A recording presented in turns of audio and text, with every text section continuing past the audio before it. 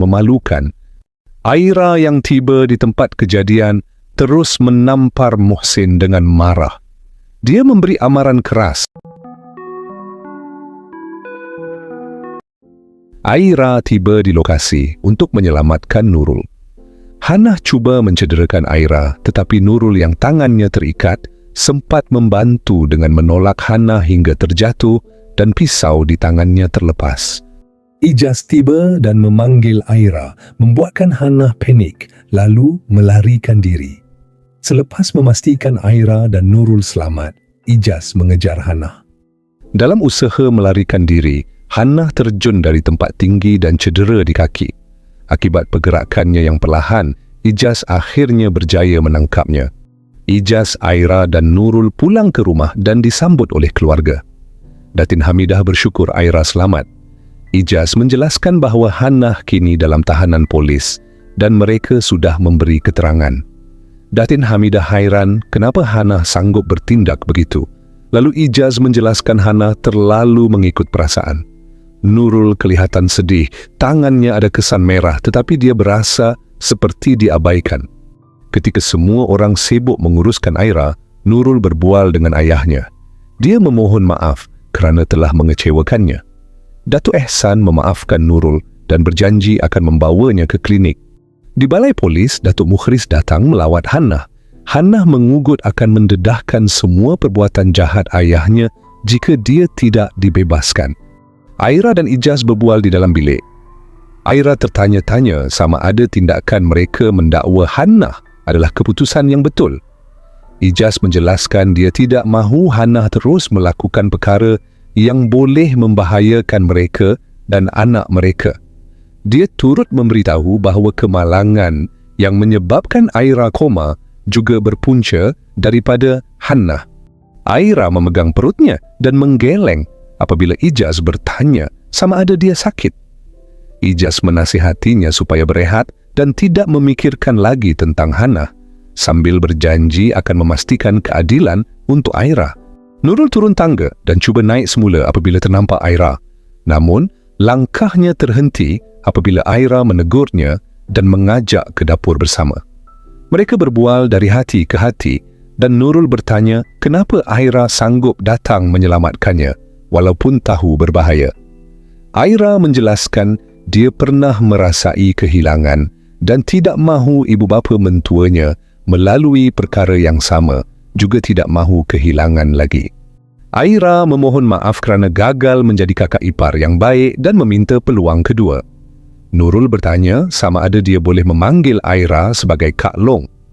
Aira tidak menjawab, sebaliknya memeluk Nurul erat. Mereka saling bermaafan dan pergi ke dapur bersama. Aira berjanji akan memasak apa saja yang Nurul mahu. Datuk Mukhris datang ke rumah Datuk Ehsan dan semua ahli keluarga berkumpul di ruang tamu. Dia bertanya khabar Nurul dan memohon maaf atas perbuatan Hannah terhadapnya. Kemudian, dia merayu agar Nurul menarik balik laporan terhadap Hannah dan memaafkannya, mengingatkan bahawa mereka pernah bersahabat baik. Permintaannya membuat Nurul dan Aira berasa tidak selesa. Datuk Mukhris terus memohon simpati, berjanji Hannah tidak akan mengganggu Nurul jika dibebaskan. Namun, Nurul menolak, menjelaskan bahawa Hannah bukan hanya cuba memusnahkan hidupnya, tetapi juga keluarga mereka. Ijaz menyampuk bahawa walaupun Nurul memaafkan Hannah, dia tetap akan mendakwa Hannah atas kes kematian arwah Tok Wan Aira. Datuk Mukhris terkejut dan cuba mempertahankan Hannah, mendakwa kematian Tok Wan bukan salah Hannah, tetapi dirinya.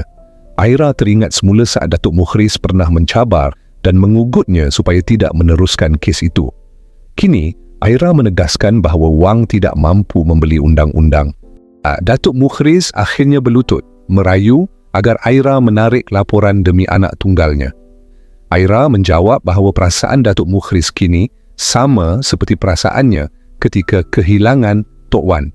Sebelum beredar, Aira menegaskan dia sudah memaafkan mereka tetapi tidak akan menarik laporan dan menyerahkan semuanya kepada undang-undang. Datuk Mukhris hanya mampu terdiam. Di luar rumah, Datuk Ehsan dan Datuk Mukhris berbual. Datuk Mukhris merayu agar Datuk Ehsan memujuk anak-anaknya supaya menarik balik dakwaan terhadap Hannah. Dia menegaskan tidak dapat hidup tanpa Hannah dan sanggup dipenjarakan jika anaknya tidak dibebaskan. Datuk Ehsan menjawab bahawa dia memahami perasaan Datuk Mukhriz, tetapi bertanya siapa yang akan menjaga Hannah suatu hari nanti jika Datuk Mukhriz tiada. Datuk Mukhriz mengakui dia sudah lama memikirkan hal itu, namun Hannah tidak pernah mahu berubah.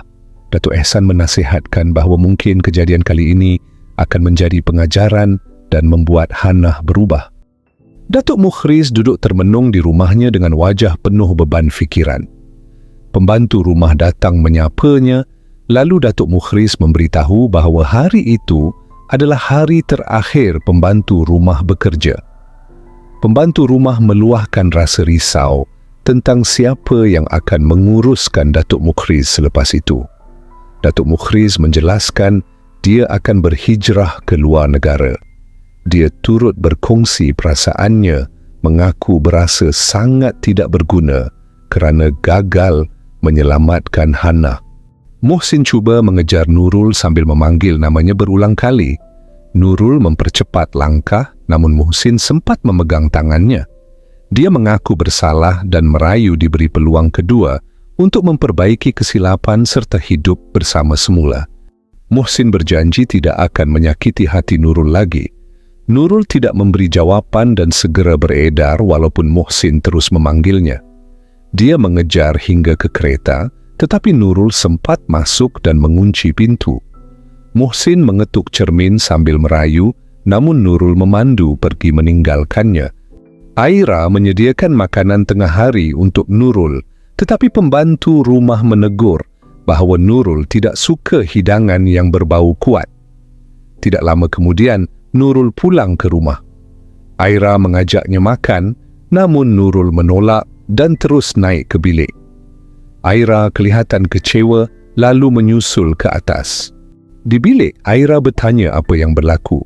Nurul menceritakan tentang Muhsin yang datang mengganggunya dan rasa takut jika dia terpengaruh dengan kata-kata lelaki itu.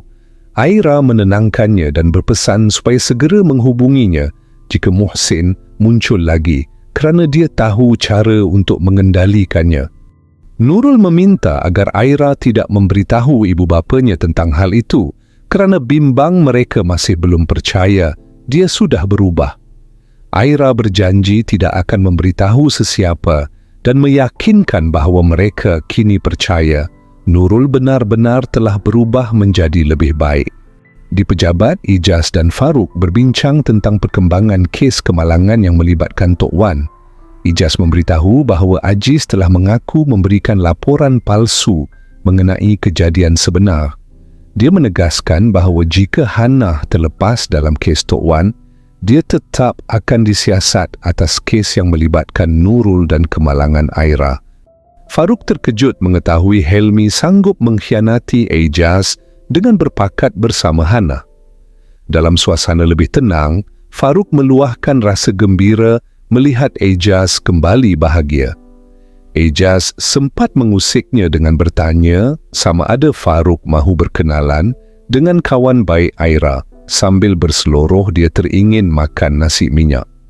Farouk membalas gurauan itu dengan mengatakan Ijaz sudah beristeri dan boleh saja minta isterinya masakkan nasi minyak. Di rumah keluarga besar Ijaz, dua orang peguam berbincang dengan Ijaz dan Aira mengenai butiran kes melibatkan kemalangan Tok Wan. Semua dokumen sudah lengkap dan Ijaz menegaskan dia mahu kes itu diselesaikan secepat mungkin. Selepas para peguam beredar, Aira mula bimbang tentang kos perundangan yang tinggi dan kemungkinan mereka kalah dalam kes tersebut. Dia risau jika semua usaha dan wang mereka menjadi sia-sia. Namun Ijaz menenangkannya, meminta Aira berfikiran positif dan meyakinkan bahawa semuanya akan berjalan dengan baik. Datin Hamidah dan Datuk Ehsan berbual sambil menaiki tangga. Datin Hamidah meluahkan rasa syukur melihat perubahan Nurul dan gembira kerana hubungan antara Nurul dan Aira kembali baik. Datuk Ehsan bergurau bahawa Nurul banyak mewarisi perangai ibunya yang susah untuk meminta maaf kerana perempuan tak pernah salah. Datin Hamidah berpura-pura merajuk dan mengatakan suaminya akan tidur di luar malam itu. Datuk Ehsan membalas dengan usikan bahawa dia masih ada 3 lagi kuota kosong jika dibiarkan tidur di luar. Menyedari isterinya benar-benar merajuk, Datuk Ehsan segera meminta maaf dan menjelaskan dia hanya bergurau. Mereka terus berbual mesra sebelum masuk ke dalam rumah. Ejaz sedang menyiapkan kerja di atas katil menggunakan komputer riba apabila Aira datang dan meminta berbual selepas dia selesai. Ejaz menutup komputernya dan memberi perhatian penuh. Aira meminta kebenaran untuk keluar bersama Nurul hujung minggu nanti. Ejaz mula merajuk, mempersoalkan kenapa dia tidak diajak dan mengusik bahawa sejak Aira berbaik dengan Nurul, semua perkara termasuk memasak pun Nurul jadi keutamaan. Aira menjelaskan bahawa dia juga akan keluar bersama Teha kerana bimbang tidak sempat meluangkan masa selepas kandungannya semakin besar. Ejaz akhirnya mengizinkan dan berjanji akan memindahkan sejumlah wang ke akaun Aira. Namun, dia menetapkan satu syarat. Aira boleh membeli apa saja kecuali pakaian bayi kerana dia mahu turut serta jika melibatkan barangan anak mereka. Selepas perbualan tamat, Ejaz kembali membuka komputer ribanya untuk membaca dokumen yang dihantar oleh peguam. Hujung minggu tiba, Aira dan Nurul menunggu kedatangan Teha di sebuah restoran. Apabila Teha sampai, Aira memperkenalkan Nurul sebagai adik iparnya. Teha sempat berseloroh tentang insiden lama ketika Nurul meninggalkan Aira di MRT, membuatkan Nurul kelihatan cemas sebelum lega apabila Teha menjelaskan dia hanya bergurau. Mereka bertiga terus berbual dan Nurul terkejut apabila mengetahui Aira pernah melanjutkan pelajaran di universiti. Dia kelihatan kagum dengan pencapaian Aira. Tidak lama kemudian, Nurul meminta izin untuk ke kedai sebelah membeli barang. Sementara itu, Aira dan Teha meneruskan perbualan tentang perkembangan kes kemalangan Tok Wan. Aira memaklumkan bahawa dia masih menunggu tarikh perbicaraan dari mahkamah. Di luar restoran, Muhsin sekali lagi menghampiri Nurul. Dia merayu dengan penuh emosi, mengaku masih menyayangi Nurul dan mahu membina semula kehidupan bersama seperti dahulu.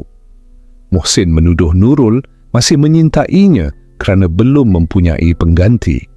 Namun, Nurul tegas menafikan. Dia memberitahu perasaannya terhadap Muhsin sudah lama hilang dan meminta lelaki itu berhenti mengganggunya. Di dalam restoran, Aira mula berasa hairan kerana Nurul tidak kembali setelah lama keluar. Dia meminta Teha menunggu di meja sementara dia keluar mencari Nurul. Di luar, Muhsin masih berkeras memujuk. Dia menuduh Nurul penipu kerana meninggalkannya ketika dia susah. Nurul meminta Muhsin merendahkan suara, bimbang pandangan orang ramai, namun Muhsin semakin berang dan menjerit, mengatakan Nurul masih miliknya dan menuduhnya dengan kata-kata yang memalukan. Aira yang tiba di tempat kejadian terus menampar Muhsin dengan marah. Dia memberi amaran keras bahawa Muhsin akan berdepan akibat sekiranya terus mengganggu Nurul. Aira kemudian memegang tangan Nurul dan membawa adik iparnya pergi dari situ, menuju ke balai polis untuk membuat laporan tentang gangguan tersebut. Di ruang tamu, suasana santai bertukar ceria apabila Ejaz dan Aira sedang berbual. Ejaz memuji Aira yang kini semakin berani dan tegas dalam mempertahankan orang lain. Aira menggeleng kecil, tapi wajahnya masih serius. Dia mengaku geram melihat tindakan Muhsin yang seolah-olah menganggap Nurul tiada keluarga. Katanya, cara Muhsin menengking dan menuding jari ke muka Nurul benar-benar membuatnya hilang sabar. Nurul yang duduk bersebelahan hanya tersenyum melihat gelagat pasangan itu, terutama ketika Ejaz memandang isterinya dengan bangga. Perbualan mereka kemudian beralih ke topik lebih ringan tentang jantina bayi dalam kandungan Aira. Nurul bergurau mengatakan bayi itu pasti lelaki sebab semangat pahlawan Aira ketika mengandung tinggi sama seperti Ejaz.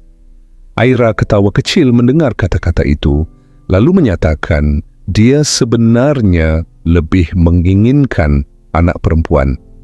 Suasana bertukar hangat dengan gelak manja dan senyuman yang memenuhi ruang tamu. Pagi itu, Ejaz dan Nurul bersiap menuju ke mahkamah bagi menghadiri perbicaraan kes. Datuk Ehsan enggan turut serta. Dia hanya memandang dari jauh, wajahnya penuh rasa berat hati. Katanya, dia tidak sanggup melihat wajah sedih Datuk Mukhris, sahabat lamanya sejak zaman bujang. Sebelum berangkat, Nurul kelihatan sedikit ragu. Dalam nada perlahan, dia bertanya kepada ayahnya sama ada tindakannya membawa kes ini ke mahkamah betul atau tidak.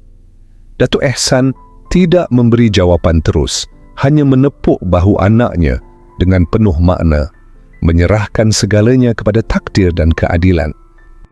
Akhirnya Nurul menghela nafas panjang dan melangkah keluar bersama Ejaz menuju ke mahkamah.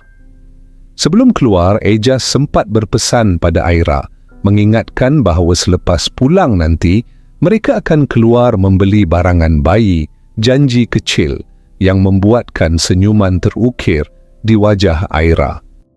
Ejaz dan Aira keluar membeli belah untuk keperluan bayi mereka.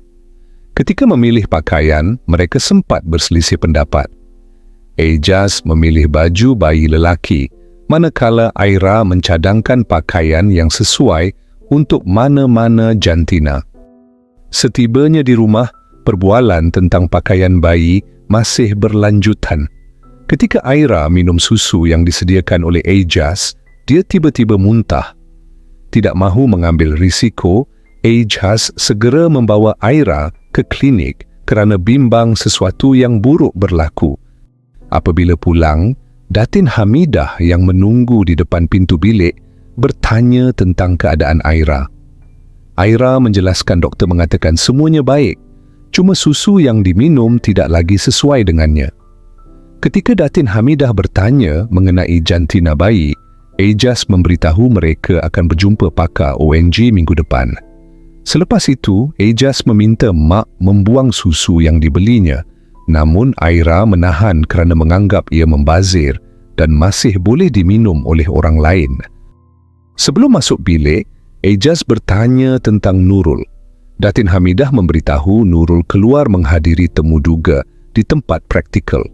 Ejaz kelihatan hairan mengapa Nurul tidak menjalani latihan di syarikat papanya. Datin Hamidah menjelaskan Nurul mahu mencari pengalaman sendiri. Aira mencelah mengatakan dia yang mencadangkan Nurul berpraktikal di tempat lain kerana mahu Nurul belajar berdikari. Datin Hamidah bersetuju dengan pendapat itu dan menambah jika Nurul praktikal di syarikat keluarga, sikap manjanya mungkin sukar diubah. 3 bulan kemudian, Aira duduk di dalam bilik tidur sambil termenung. Dia mula ragu dengan keputusan mendakwa Hannah dalam kes kemalangan yang menimpa Tok Wan dan menyalahkan diri sendiri kerana menjadi punca hubungan baik antara Datuk Ehsan dan Datuk Mukhris musnah. Ejaz menenangkannya dan meminta Aira berhenti menyalahkan diri sendiri. Katanya, apa yang berlaku adalah akibat perbuatan Hannah sendiri dan dia tetap perlu menerima hukuman atas kesalahannya. Beberapa minggu kemudian, selepas perbicaraan di mahkamah selesai, keputusan diumumkan Hannah didapati bersalah. Aira bersama Ejaz dan Teha pergi menziarahi pusara Tok Wan. Saat berdiri di hadapan kubur, Aira menitiskan air mata kesyukuran. Segala penantian dan perjuangannya akhirnya membuahkan hasil. Keadilan untuk arwah Tok Wan akhirnya ditegakkan.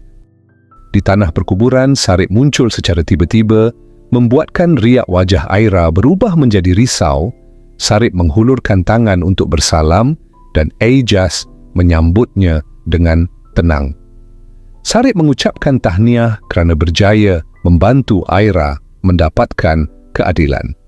Dia kemudian memohon maaf kepada Aira atas segala yang pernah berlaku, mengakui dia tahu Aira kini sudah hidup bahagia. Di rumah arwah Tok Wan, suasana tenang diselubungi bayu petang yang lembut menyapa.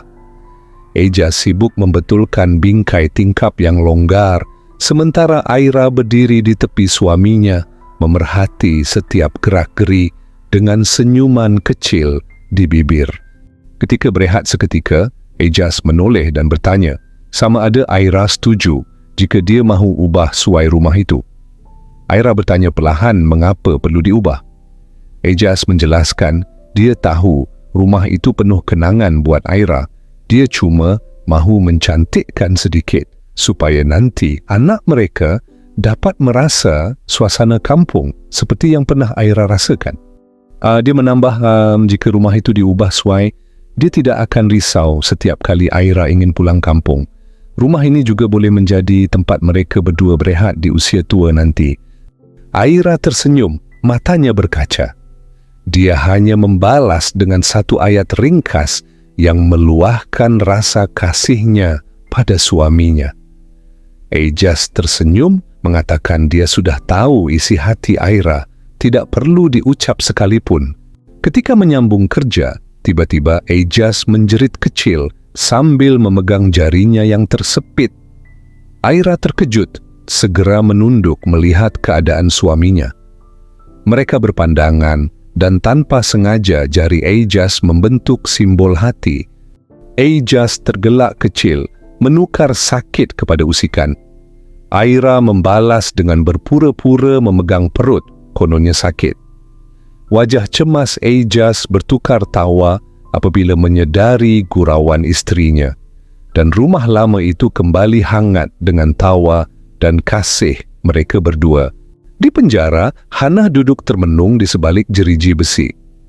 Tubuhnya dipeluk erat, lutut dirapatkan ke dada seolah-olah mencari ketenangan dalam ruang sempit itu. Wajahnya kosong, pandangannya jauh tanpa arah. Suasana sepi menyelubungi segenap ruang, hanya kedengaran hembusan nafasnya yang berat dan perlahan.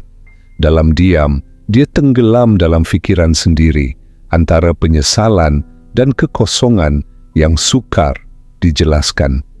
Kini Hannah menjalani hukuman atas segala perbuatannya. Namun persoalan tetap tergantung, adakah penjara mampu mengubah dirinya menjadi insan yang lebih baik, atau hati yang pernah dikuasai amarah itu akan terus kekal begitu? Tiada siapa yang tahu.